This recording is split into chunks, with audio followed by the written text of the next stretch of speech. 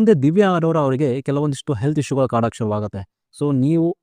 So doctor ಅವರಿಗೆ ಏನು ಸಲಹೆಯನ್ನು ಕೊಡ್ತಾರೆ ಅಂದರೆ, ನೀವು ಈ ಮಗುವನ್ನು ತೆಗೆಸದೆ ಹೋದರೆ ನಿಮ್ಮ ಪ್ರಾಣಕ್ಕೆ ಅಪಾಯ ಬರ್ಬೋದು. ಮಗು ಇಲ್ಲ ತಾಯಿಯ ಪ್ರಾಣಕ್ಕೆ ಅಪಾಯ ಬರೋ ಸಾಧ್ಯತೆ ಇದೆ.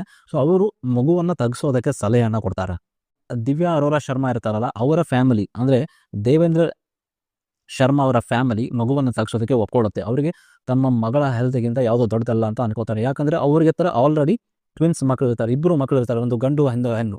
ಹಾಗಾಗಿ ಅವರು ಈ ಮಗುವನ್ನು ತೆಗೆಸೋದಕ್ಕೆ ಒಪ್ಕೋತಾರೆ. ಆದರೆ ಇದನ್ನು ದಿವ್ಯಾ ಅರೋರಾ ಅವರ ಗಂಡ ವರುಣ್ ಅರೋರಾ ಒಪ್ಕೊಳ್ಳೋದಿಲ್ಲ. ಯಾಕಂದರೆ ವರುಣ್ ಅರೋರಾ ಹಾಗೆ ಅವರ ತಾಯಿ ನಂಬ್ಕೊಂಡಿರ್ತಾರೆ, ಈ ಹುಟ್ಟೋ ಮಗು ಅವರ ತಂದೆಯ ಪುನರ್ಜನ್ಮ ಅಂತ.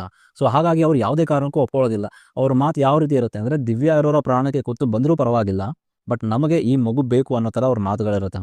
ಸೊ ಇದೇನಾಗುತ್ತೆ, ಮುಂದೆ ದಿವ್ಯಾ ಅರೋರಾ ಅವರ ತಂದೆ ದೇವೇಂದ್ರ ಶರ್ಮಾ ಅವರು ಅವಳ ಗಂಡನ ಪರ್ಮಿಷನ್ ಇಲ್ಲದೇ ಅವಳಿಗೆ ಅಬೋಷನ್ ಮಾಡಿಸ್ತಾರೆ. ಈ ವಿಷಯ ಅವಳ ಗಂಡ ಮತ್ತು ಅತ್ತೆ ಜಿಯಾ ಅರೋರಾ ಅವ್ರಿಗೆ ತುಂಬಾ ಕೋಪ ತರಿಸುತ್ತೆ. ಯಾಕಂದರೆ ಅವರು ನಂಬ್ಕೊಂಡಿರೋ ಹಾಗೆ ಅವರ ತಂದೆಯ ಪುನರ್ಜನ್ಮವನ್ನು ಇವರು ತಡೆದಿದ್ದಾರೆ ಅನ್ನೋದು ಅವರ ಬಲವಾದ ನಂಬಿಕೆ. ವರುಣ್ ಅರೋರಾನ ಈ ಕೋಪ ಯಾವ ಮಟ್ಟಕ್ಕೆ ಹೋಗುತ್ತೆ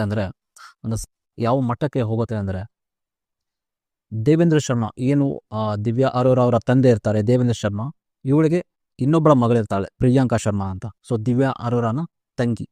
ಸೊ ಇವಳು ಲಂಡನ್ನಿಂದ ತನ್ನ ಸ್ಟಡೀಸನ್ನು ಮುಗಿಸ್ಕೊಂಡು ರೀಸೆಂಟಾಗಿ ದೆಹಲಿ ಬಂದು ಸೆಟ್ಲ್ ಆಗಿರ್ತಾಳೆ ತಂದೆ ತಾಯಿ ಜೊತೆಗೆ.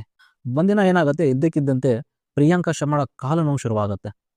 ಸೊ ಅವ್ರು ಇದನ್ನು ತುಂಬ ಸೀರಿಯಸ್ ಆಗಿ ತಗೊಳ್ಳಲ್ಲ, ಲೈಟಾಗಿ ತೊಗೊಂಡಿರ್ತಾರೆ. ಬಟ್ ದಿನದಿಂದ ದಿನಕ್ಕೆ ಅದು ಒಂದೊಂದಾಗಿ ಕಾಲು ನೋವಿಂದ ಶುರುವಾಗಿರೋದು ಫಟೆ ನೋವು ಶುರುವಾಗುತ್ತೆ, ವಿಪರೀತ ಕೂದಲು ಉದುರೋದಕ್ಕೆ ಶುರುವಾಗುತ್ತೆ, ವಾಂತಿ ಶುರುವಾಗುತ್ತೆ.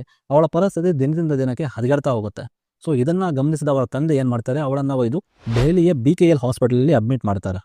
ಬಟ್ ಅಲ್ಲಿ ಪ್ರಿಯಾಂಕಾ ಶರ್ಮಾ ಚೇತರಿಕೆ ಆಗೋದಿಲ್ಲ. ಫೆಬ್ರವರಿ 15, 2021 BKL ಹಾಸ್ಪಿಟಲಲ್ಲಿ ಪ್ರಿಯಾಂಕಾ ಶರ್ಮಾ ಸಾವನ್ನಪ್ತಾಳೆ.